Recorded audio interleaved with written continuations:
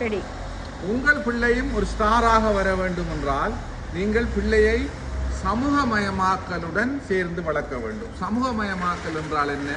ஒரு பிள்ளை வீட்டிலிருந்து வெளியே சமூகத்திற்குள் நுழையும் போது அங்கே ஏற்படுகின்ற இடர்கள், சமூக பிரச்சனைகளுக்குள் சிக்கப்படாமல் அதிலிருந்து தப்பி ஆளுமையை வளர்த்து கொண்டு தக்கன பிழைத்தல் தகாதன அழிதல் என்ற கூர்ப்பு கொள்கையின் படிதான் இன்றைய விலங்கினங்கள் பரிணாமம் பெற்று வளர்ந்ததாக கூர்ப்பு கொள்கை சொல்லுகிறது. அதன்படி நமது பிள்ளைகளும் ஏற்படுகின்ற சிக்கல்கள், வாழ்க்கை சிக்கல்களில் இருந்து தப்பி வந்து தனித்துவமாக வாழ்ந்து சமூகத்துடன் சேர்ந்து வாழ்ந்து ஒரு தலைவனாக வர வேண்டும் என்பது எல்லாருடைய பெற்றோருடைய எண்ணமும்.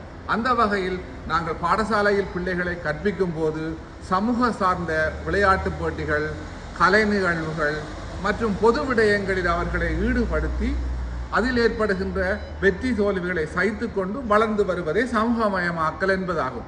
நீங்கள் குழந்தைகளை சமூகத்துடன் சேர்ந்து வளர்த்து சமூகமயமாக்கலுடன் அவர்களை பழகவிட்டு சமூகத்துள் ஒரு அங்கம் என்பதை அந்த பிள்ளையை உணர்ந்து கொண்டு வளர்ந்தால் நிச்சயமாக உங்கள் பிள்ளையும் ஒரு ஸ்டாராக, அதாவது ஒரு தலைவனாக வருவார் என்பதில் எந்த ஐயமும் இல்லை. நன்றி, வணக்கம்.